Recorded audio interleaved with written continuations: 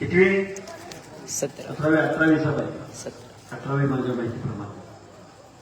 तर आमचा उद्देश एवढाच आहे की इथल्या व्यवस्थेमधील ओबीसी बांधव एकत्र आला पाहिजे. ओबीसीच्या वेगवेगळ्या जात समूहांना एकत्र येण्याचं आम्ही आव्हान करतोय. विजय एनटीच्या लोकांना असं सांगितलं जातं की तुम्ही एनटी मध्ये येता, तुमचा ओबीसीचा काय संबंध. ओबीसीच्या लोकांना सांगितलं जातं आजपर्यंत फायदा घेतलाय ते माधवनं घेतलाय किंवा विजय एनटीने घेतलाय, तुम्हाला काय मिळतंय.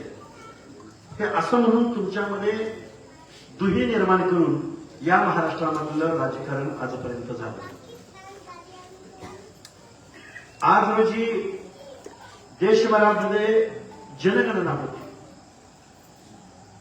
ही जनगणना होत असताना एससी एसटीचा कॉलम आहे, पण ओबीसीचा कॉलम आहे. एका बाजूला एससी एसटी कायद्यानं आणि बाकी अदर्स मध्ये तुम्ही आम्ही सगळे. मग त्यामध्ये तुमची आमची संख्या कळत नाही. आणि संख्या न कळल्यानं तुम्हाला तिजोरीतला वाटा भेटत नाही, तुम्हाला हक्क अधिकार भेटत नाही. कोर्टामध्ये कुठलीही केस गेली की कोर्ट म्हणतंय यांचा इम्पेरिकल डेटा आणा, यांची जातनिहाय जनगणना आणा, यांची संख्या किती आहे ते ठरवा. पण शासनाकडे कुठलीही अलीकडच्या काळातली आकडेवारी नाही. हे झालं प्रशासकीय कारण. पण गावागाड्यातल्या हर एक माणसाला माझं सांगणं आहे की तुम्ही आम्ही एकत्र नसल्या कारणानं, तुमचा आमचा आवाज एकत्र नसल्या कारणानं कोणीही उठतंय आणि तुम्हाला टार्गेट करतंय. कोणीही उठतंय तुमच्या नेत्यांना टार्गेट करतंय, कोणीही उठतंय तुमच्या गावाला टार्गेट करतंय. हे असं होण्याचं कारण असं आहे की तुम्ही आम्ही गावागाड्यातली 18 पगड जातीची माणसं एकत्र नसल्या कारणानं प्रत्येक वेगवेगळ्या भागामध्ये वेगवेगळा समूह, वेगवेगळे नेते इथल्या प्रस्थापितांकडून टार्गेट करत असताना आम्ही तुम्हाला आव्हान करायला आलोय की तुम्ही आम्ही ओबीसी म्हणून एकत्र असलं पाहिजे. तुमच्या आमच्या नेतृत्वानं काय केलं, तुम्ही आम्ही माणसं काय करत आहोत. आपण 2026 सालामध्ये आहोत. आपलं शिक्षण आणि नोकरीमधलं आरक्षण गेलंय, आपल्या गावागाड्यातलं आरक्षण गेलंय. आता आम्ही हे तुमच्या समोर मांडतोय. माझ्या उजव्या बाजूला खूप इकडं माता भगिनी उपस्थित आहेत, तिकडे गावागाड्यामध्ये शेतामध्ये राबणारी मंडळी उपस्थित आहेत, काही शिक्षक मंडळी उपस्थित आहेत, काही रिटायर्ड मंडळी उपस्थित आहेत, काही राजकारणामध्ये सरपंच पंचायतीचं मेंबर असलेली माणसं उपस्थित असतील. बाबांनो, तुम्हाला आम्हाला एक व्हावं लागेल हा एकीचा संदेश देण्यासाठी आज आम्ही तुमच्या समोर उपस्थित आहे.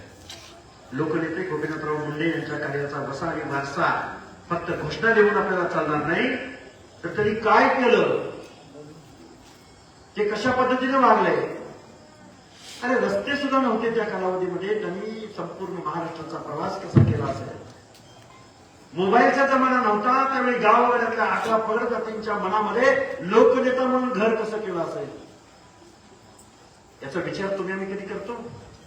बीड जिल्ह्यातल्या नात्रा जन्माला आलेला एक माणूस देशाच्या संसदेमध्ये भाजपचा सशक्त नेता, ग्रामविकास मंत्रीपदापर्यंत झेप घेणारा आणि महाराष्ट्राच्या उपमुख्यमंत्री पदापर्यंत झेप घेणारा हा माणूस. या माणसांच्या विचारांचा वसा आणि वारसा पुढे चालवायचा नाही. कोणतरी आपल्याला टार्गेट करणार आणि आपण त्यांच्या दहशतीखाली जगायचं.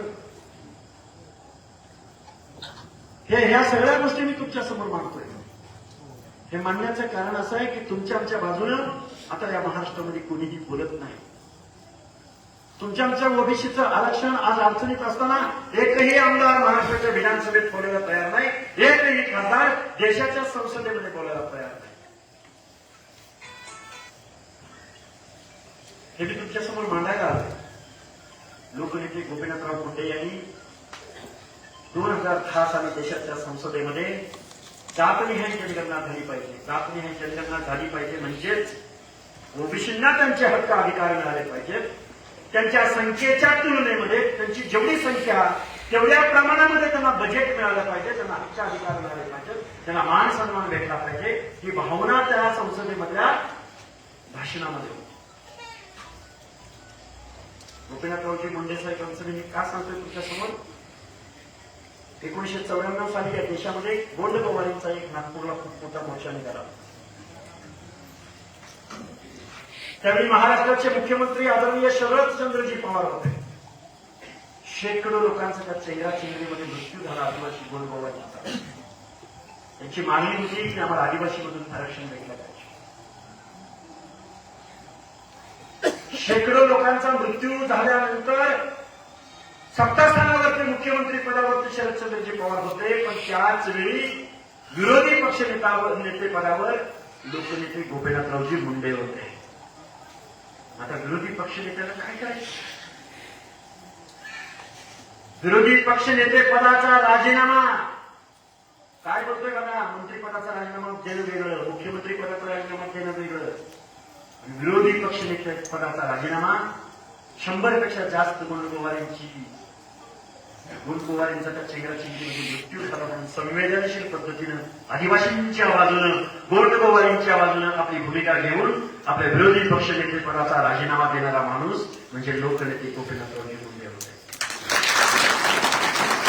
जातीपातीच्या पलीकडे वेगवेगळ्या भौगोलिक प्रदेशांच्या पलीकडे जाऊन महाराष्ट्राच्या मनामनामध्ये जनाजनामध्ये घर करणारा माणूस होता. हा तुमचा आमचा विचाराचा तुमचा आमचा हा जज्बल्य असा हा माणूस नेता ज्यांच्या कार्यापासून तुम्ही आम्ही प्रेरणा घेतली पाहिजे. फक्त जातीनं अंगावर घेऊन चालणार नाही, जातीच्या संघटनेची भूमिका पुढे घेऊन चालणार नाही, तर गावागाड्यातल्या आता पगडकाठीच्या लोकांना साखळीला साखळी कडीला कडी हातात हात घालून हा महाराष्ट्र आमचा आहे, या महाराष्ट्रामध्ये बहुसंख्येनं आम्ही राहत आहोत. आता जातीचा विचार केल्यावर मग तुम्ही कसे बहुसंख्य होणार? तुम्हाला जर म्हटलं की मला माझ्या जातीचं चालवायचं, तो मायक्रोत राहणार ना. सुतारानं तसं ठरवलं. गावागाड्यातल्या हर एक 18 जातीच्या माणसानं स्वतःच्या जातीतच जर पुढे रेटायचं ठरवलं तर तुमची कोण दखल घेईल का? राजदरबारात कोण दखल घेतील का? कोण आमदार खासदार तुमची दखल घेतील का? पण महाराष्ट्राच्या या भागामध्ये 450 ओबीसीच्या जाती भटक्या विमुक्तांच्या जाती राहतात. आणि एवढ्या 300-400 जातींनी जर एकत्र यायचं ठरवलं तर त्याची संख्या 60% होते. मग तुम्ही मायक्रो होता, मग तुम्ही अल्पसंख्याक होता, मग तुमच्यावर कोण अन्याय अत्याचार करेल, मग तुम्हाला कोण टार्गेट करेल. पण ही एकी करायची कुणी? या सगळ्या लोकांना भावनिक आव्हान करायची कुणी? या सगळ्या लोकांना ही भावना समजावून सांगायची कुणी? अरे तुम्ही एकत्र नसल्या कारणानं तुम्हाला बजेट मिळत नाही, तुम्हाला जिल्ह्याच्या ठिकाणी वसतिगृह मिळत नाही, तुमची डोकी मोजली जात नाही. आता आम्ही आलो लोणार तालुक्यामध्ये. काल परवा होतो आम्ही सिंदखेड राजा देऊळगाव राज्यामध्ये. काल परवा आम्ही होतो सातारा जिल्ह्यातल्या फलटण तालुक्यामध्ये. आम्ही महाराष्ट्रातल्या प्रत्येक भागामध्ये किमान आम्ही खेडेगावात जातोय, मान्य आम्हाला. 1000-1500 लोकांच्या सभेला उपस्थित राहत आहेत, 2000 राहत आहेत, 5000 राहत आहेत, मान्य आहे आम्हाला. आम्ही कधीच आवाजाचा मुद्दा नाही घेतला. आम्ही नाही म्हणलो 20 लाख स्वयंसेवक, 1 करोड बांधव आम्ही गोळा करणार नाही. आमची माणसं गाव कसाला राहतात, आमची माणसं डोंगराच्या कुशीला राहतात, आमची माणसं काबाड कष्ट करणारी आहेत, आमची माणसं शारीरिक श्रमाचं काम करणारी आहेत, आमची माणसं दुय्यम दर्जाची वागणूक त्यांना गेल्या शेकडो वर्षाच्या कालावधीमध्ये आम्हाला भोगावी लागलेली आहे. कोण विजयंती आहे, कोण विजयंती अ प्रवर्गात आहे, कोण ब प्रवर्गात आहे, कोण क प्रवर्गात आहे. मी नुसतं अ ब क म्हणत नाही, त्याच्या मागची भावना समजून घ्या. अ म्हणजे कोण? विमुक्त जाती, गुन्हेगार जाती, ज्यांच्यावरती जन्मजात गुन्हेगारीचा शिक्का मारला. बेरडपासून, बंजारापासून, लमाणपासून, भारतापासून, गड्डी चौकपासून, तिरगणाऱ्या माणसापासून, उचल्यापासून. विजयंती ब मध्ये कोण? विजयंती ब मध्ये आपल्या लोकदैवतांची उपासना करणारे सगळे जोशी, उर्मिळा जोशी, महेंद्र जोशी, वासुदेव, नंदीबैलवाडा, पांगुळ, भराडी, गोंधळी, नागपंथी, दगडी गोसावी. विजयंती क मध्ये कोण? विजयंती सी मध्ये कोण? मेंढपाळीचा व्यवसाय करणारा धनगर बांधव. विजयंती ड मध्ये कोण? बंजारी. बंजारा कुठं? विजयंती अ मध्ये. हे मी का सांगतोय तुम्हाला? कारण तुम्ही सगळे ओबीसी आहात, तुम्ही या महाराष्ट्राची जनता आहात, बहुजन जनता आहात. पण तुमचं एकमेकाला माहित नाही. बंजारी किती आहे बंजारीला माहित नाही, बंजारी किती आहे धनगराला माहित नाही, धनगर किती आहे माळ्याला माहित नाही, लिंगायत किती आहे कुणालाच माहिती नाही. लिंगायत कुठे आहे तर कर्नाटकच्या आणि महाराष्ट्राच्या बाजूला. तेली तांबोळी कुठे आहे तर विदर्भ आणि गडचिरोली चंद्रपूर परिसरामध्ये. आदिकोळी भंडारे कुठे आहे? मुंबई आणि मुंबई उपनगरामध्ये, कोकणामधल्या वरच्या कोकणामध्ये. हे माहित नाही. हा महाराष्ट्र आहे, हा खरा महाराष्ट्र आहे. ओबीसींना ज्यावेळी स्वतःचा आत्मभान येईल, त्यांची संख्या कळेल, त्यांच्यामध्ये साक्षरता वाढेल, त्यांची लेकरं बाळं शिकायला लागतील, त्यांच्यामध्ये अनेक कार्यकर्ते उदयाला येतील. नेता आभाळातून पडत नाही. कुरबुरी करणारा नेता होत नाही.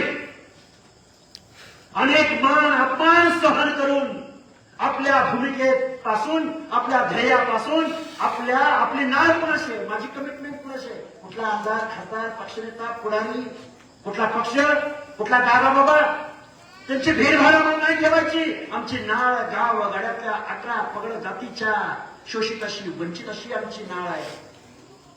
असली पदं आम्ही कुर्बान करून टाकतो.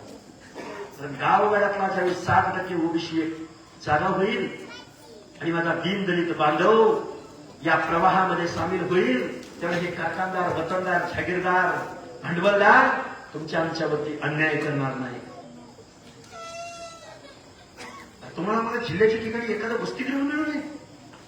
तुमच्या आमची लेकरं कुठेतरी शिक्षक नोकऱ्यामध्ये ज्याला संख्येनं बहुसंख्येनं दिसायला लागली तर यांनी ओबीसी तर लय खाल्लंय, लय खाल्लंय, लय खाल्लंय, आमच्या 5 पिढ्यांचं खाल्लंय,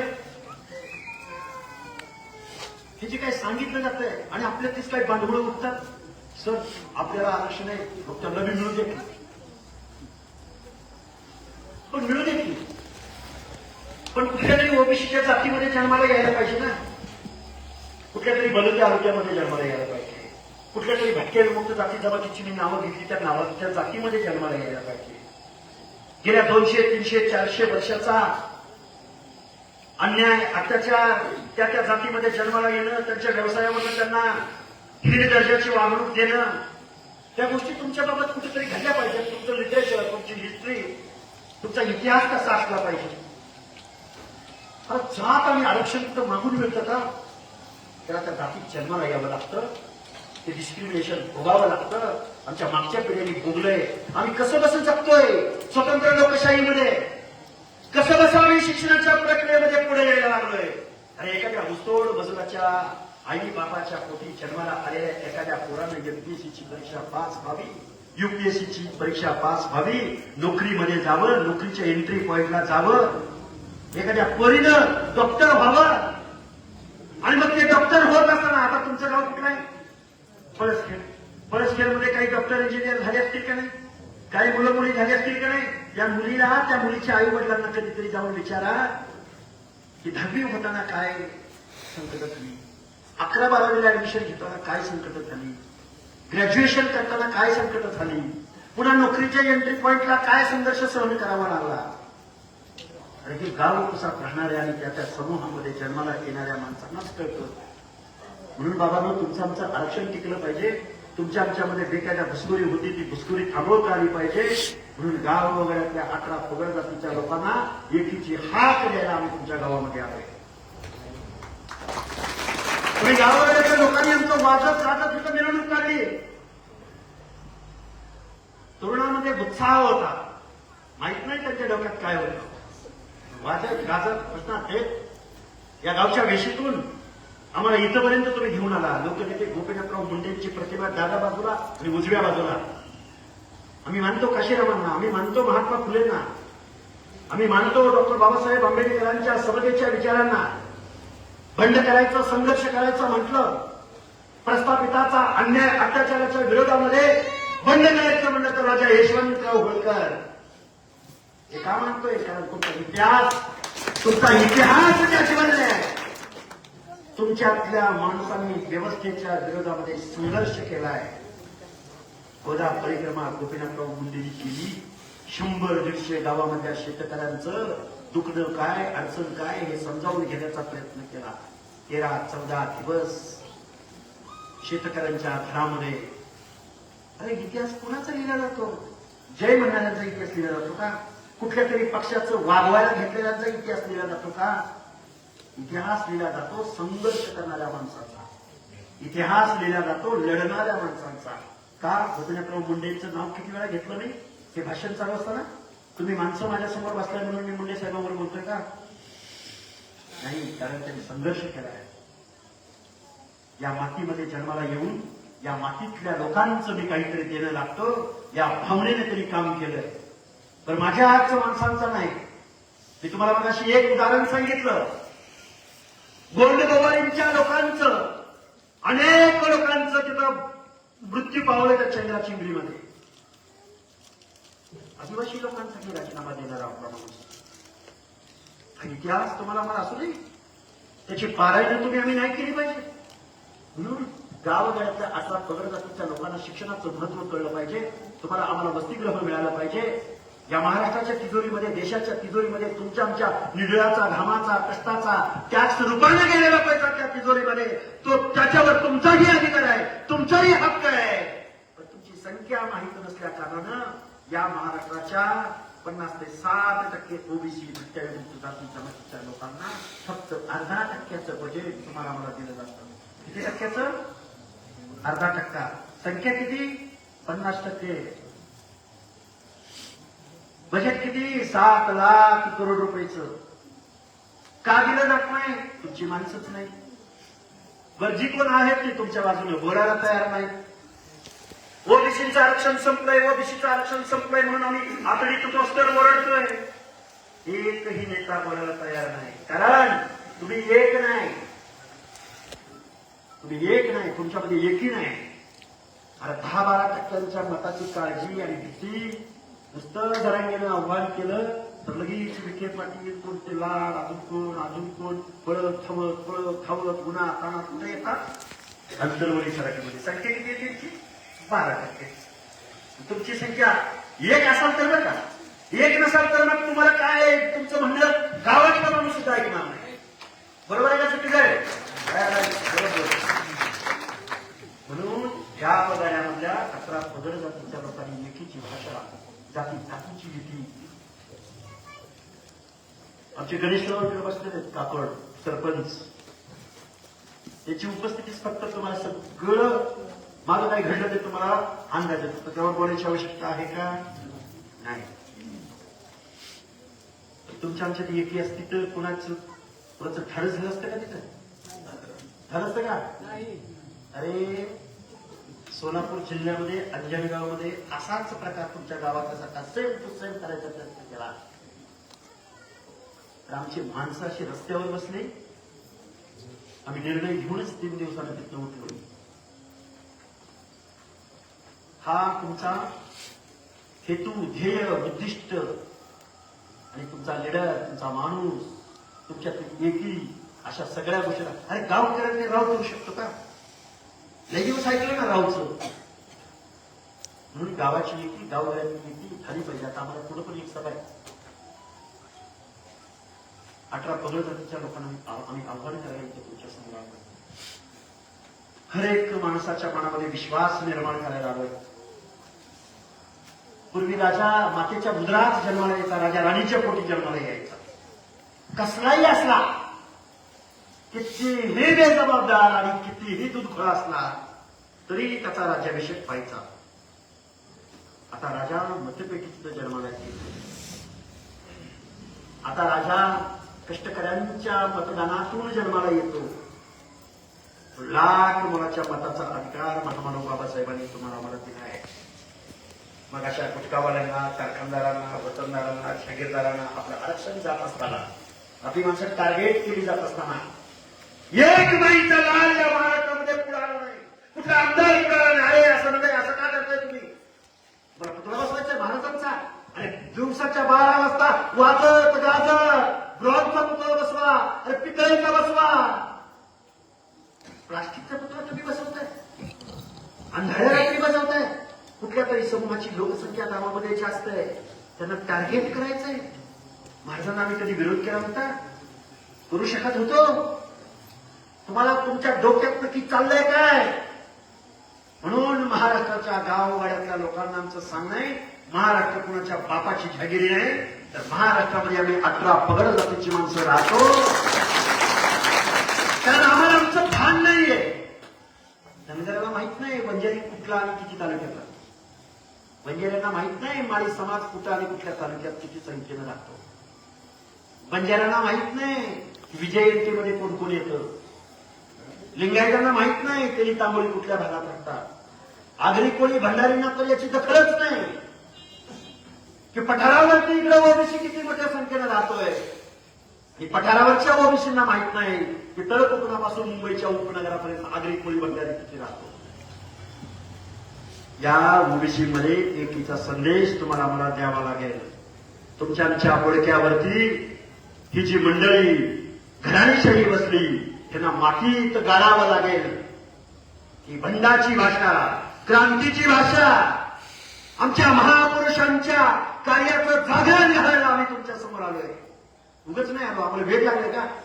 अरे झोप सुद्धा आम्हाला 2-2, 3-3 तास मिळत नाही. आणि आमचं सोडा, आमच्या बरोबर काम करणारी सगळी मंडळी, इकडे सावंत साहेब आहेत, सरपंच, इकडे तांबळे साहेब आहेत, सगळ्यांची नाव आहे बघा, सगळी बघा.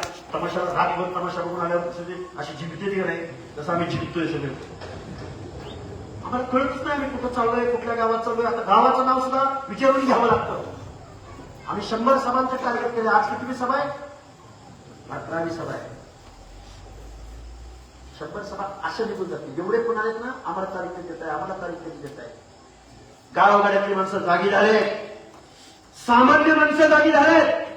एवढ्या माणसांनी आमची मिरवणूक काढली. आम्ही आमदार खासदाराची पोरं आहे, कारखानदाराची पोरं आहे. आम्ही कोणाला पैसे दिले, चहा पाजला. आमच्या ताई एका तासामध्ये त्यांच्या गावामध्ये बैठक लागली. आलंच पाहिजे म्हणजे तुम्ही धावती वेळ केली आम्ही. गावगड्यातला माणूस जागावतोय. माळी, साडी, कोळी, तेली, हटकर, धनगर, सरदार, वंजारी, लोणारी, परीट, गुरव, वर्षी, नाभिक, सुतार, लोहार, कोपार, बेड्या, रामोशे, गेटार, वडा, भटक्या मुक्तामधली सगळी माणसं, एसटी प्रवर्गामधली सगळी माणसं. अरे लोकशाही आहे, तुम्ही कुठल्या जगात वावरताय? हर एक माणसाला या लोकशाहीमध्ये सन्मान करण्याचा अधिकार आहे. साथीवरून बोलण्याचा काळ आहे का हा? तू जर आमची जात काढत असतील आणि जात बघून जर तुम्ही आम्हाला टार्गेट करत असाल तर आम्ही सगळी बहुजनातली माणसं आमच्या हक्क अधिकारासाठी, लोकशाहीच्या संवर्धनासाठी आम्ही एकत्र येऊ. हा संदेश या गोष्टी करायला आम्ही तुमच्या गावामध्ये आलोय. माहिती आहे मला, लोणारमध्ये 2-4 तालुक्यात, देऊळगाव राजामध्ये 2-4 तालुक्यात झाल्या, सिंदखेड राजामध्ये 2-4 गावामध्ये झाल्या. आम्ही तिकडं प्रत्येक ठिकाणी जाणार आहे. जिथं बोलवतील तिथं हलं डुलं 200 किलोमीटर, 500 किलोमीटर, 700 किलोमीटर, 800 किलोमीटर करतोय रनिंग आम्ही.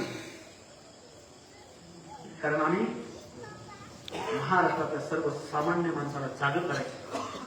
बाबा नको काही बोलता येण्यासारखं आहे. पुढच्या गावामध्ये सभा होणार आहे, तुम्ही ऐकताय, आम्ही बोलतोय. बोलायला लागलो अजून 2 तास थांबायचं नाही. शिक्षक आहे, काय करणार? इतिहासाचा बी अभ्यास, समाजशास्त्राचा बी अभ्यास, पुन्हा आयोगावर आरक्षणाचा बी अभ्यास. आणि आवड असल्या कारणानं गुलझारीला नंतर काय झालं आणि देशाला दलित पंतप्रधान काय एखादा झाला नाही. महाराष्ट्राला ओबीसीचा एकही माणूस का मुख्यमंत्री होऊ शकला नाही? ह्याचा नुसता अभ्यास नाही, नुसती इन्फॉर्मेशन नाही. इन्फॉर्मेशन काय, या मोबाईलवर बटन दाबलं लगेच सगळी माहिती घेऊन करणार काय? पण त्या माहितीतून चिंतन, मनन आणि पुन्हा ते चिंतन, मनन हर एक माणसाच्या मनामध्ये जागरण, गोंधळ घालून, जागरण करून हर एक माणसाची अस्मिता, स्वाभिमान जागा करावा या भावनेने आम्ही ओबीसींची ही जनजागरण परिषद जातनिहाय जनगणना झाली पाहिजे यासाठी आम्ही गावोगाव हिंडतोय. सोशल मीडियाच्या माध्यमातून तरुण पाहतायत, ऐकतायत, रिप्लाय देतायत. झेनजी माहिती का? झेनजी म्हणजे एखादं कोण आहे का नाही, ते एखादं इंजिनियर झालेलं आहे का नाही? कोण आहे कोण एखादा इंजिनियर झालेलं कोण आहे? झेनजी कुणाला माहिती आहे तरी उठून मला सांगायचं. हा यस राईट सांगितलं. 2000 सालाच्या पुढे जन्माला आलेल्या पिढीला म्हणजे 25 ते 26 वर्ष वयोगट असलेल्या पिढीला 2000 नंतर जन्माला आलेला जो 25 वर्षाचा तरुण बांधखोर आहे त्याच्या हातामध्ये अँड्रॉइड फोन आहे. तो सोशल मीडियावर रात्रंदिवस काय काय बघतोय, काय काय ऐकतोय, काय काय करतोय. त्याला काय म्हणायचं? जेनजी. पण तो हुशार आहे. ऐका ध्यान देऊन, तो हुशार आहे. 2-3 दिवसामध्येच अमेरिकेत बसलेले एका पोराने एक पक्ष काढला आणि त्याला म्हणला की असं असं आपल्याला करायचं. तू कुठं बसलाय? अमेरिकेत. अरे मोबाईल उघडला की ती सगळी केकरच केकर, कॉक्रोचेस कॉक्रोच कॉक्रोचेस आम्ही तर रात्र दिवस होतो. ओबीसी येप्पा नवे पर्व ओबीसी सर्व. या जैनजींना सिविक सायन्स द्यायचंय, या जैनजींना आपल्या हक्क अधिकारावर साध्य करायचंय, तरुणांची जिरमूट बांधायची. पाच वेळेच आता खूप झालं, खूप सहन केलं. आता नवीन पर्व नाही, असं नाही, असं नवीन पर्व ओबीसी सह बहुजन सर्व. नुसतं ओबीसी म्हटलं तर परत अजून आपल्याला बाजूला काढ. आपल्याला बहुजन बाजूला पाहिजे. कारण ओबीसीची लढाई त्यांनी लढल्या, आरक्षणाची लढाई त्यांनी लढल्या, संविधानाचं संरक्षण त्यांनी केलंय. तुम्ही आम्ही गावगाड्यातली माणसं आहे. आपण ना दार करणार, आपण कधी शिखरावर बी नव्हतो ना, आपण कधी खाली पण नव्हतो. वरच्याला खालच्या लाता घालायच्या, खालच्याला त्याच्या खालच्या लाता घालायच्या. बरोबर आहे का चुकीचं आहे? बरोबर आहे का? मधात राहील, मधात नादार का ना घाट